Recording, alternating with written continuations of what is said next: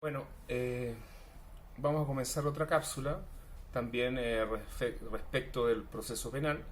Vamos a ver lo que es la acusación, en términos bastante sencillos.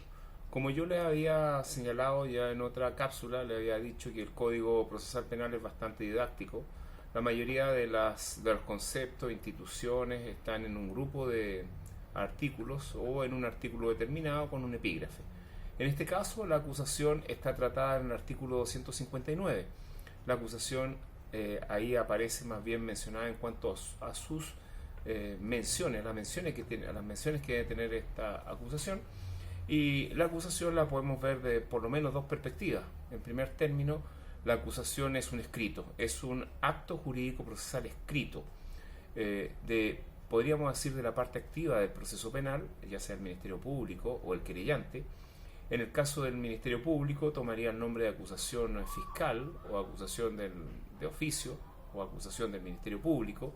En el caso de la acusación del querellante podría ser una acusación particular. En el caso de adherirse, de participar de la acusación del Ministerio Público, pero no de la calificación jurídica, también podría ser una acusación forzada en el caso que el querellante acuse digamos, sin que el Ministerio Público lo haya hecho.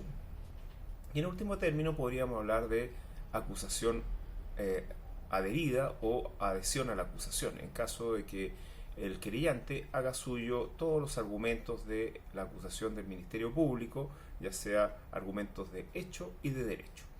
Ahora, miren, no es conveniente aprender de memoria los contenidos de la acusación, sino que más bien es conveniente entender qué es lo que es la acusación y también desde esa perspectiva saber los elementos que obviamente debiera contener. Había dicho que había una perspectiva de la cual estamos revisando lo que es la acusación, que es un acto jurídico procesal escrito, pero también desde otra perspectiva procesal también, la acusación es un acto jurídico procesal en el cual se ejerce en plenitud la pretensión penal. Eso es muy importante. En el sentido de que se ejerce la pretensión penal, estamos hablando que se ejerce la petición que le vamos a solicitar al órgano jurisdiccional, en este caso con competencia penal, para que sea resuelta por este. En este caso, lo que vamos a solicitar principalmente es una condena que establezca alguna pena. Desde esa perspectiva, podemos revisar también el contenido de la acusación. Y en el contenido de la acusación resulta obvio y evidente que la primera parte del contenido va a ser la individualización de la persona que queremos que sea afectada en la sentencia, es decir, tenemos que individualizar a la persona acusada y también a su defensa. En segundo término, y como elemento esencial, la acusación debe contener los hechos por los cuales debe ser juzgado el acusado, en este caso, que es el imputado, que toma ahora la característica de ser un acusado. Y en este caso, los hechos indicados en la acusación son los hechos que le van a dar competencia al Tribunal Oral en lo Penal o juez de garantía, según corresponda al procedimiento, para juzgar al imputado, en este caso, imputado acusado. Esto va a generar lo que ya hemos dicho, el principio de congruencia. El principio de congruencia que no es posible soslayarlo, es decir, que no es posible que los jueces amplíen la competencia que está dada por la acusación en cuanto a los hechos. No se puede ampliar en cuanto existe acusación. ¿Qué significa esto? Significa que el Tribunal Oral en lo Penal o juzgado de garantía solamente podrá juzgar, solamente podrá conocer un juicio respecto a los hechos planteados en la acusación. Si se extralimita en cuanto a los hechos que debe juzgar, si son más allá de la acusación, cometería el vicio de ultra petita.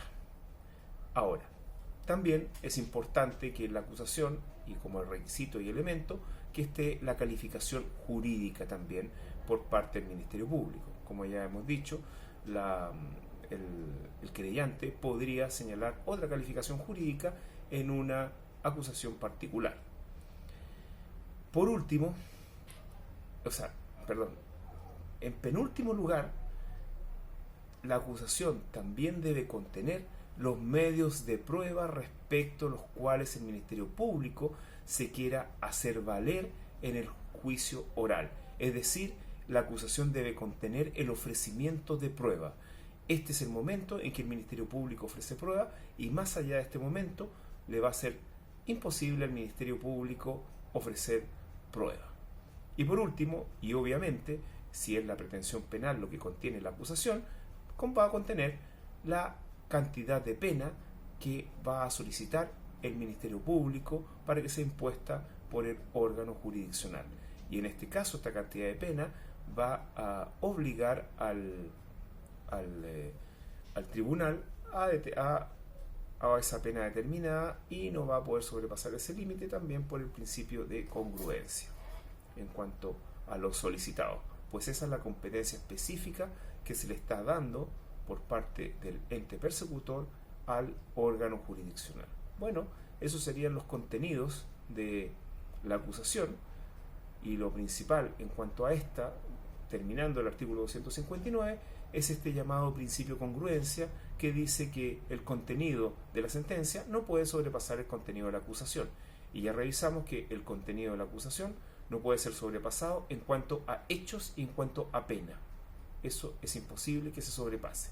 En cuanto a la calificación jurídica, vamos a ver que es posible que la calificación jurídica sea diferente por parte del juez de garantía o tribunal oral en lo penal en la sentencia, siempre y cuando se permita a los intervinientes, o partes, mejor dicho, que puedan alegar respecto de ese punto. Eso lo veremos al término del juicio oral en la cápsula referida a la sentencia. Hasta luego.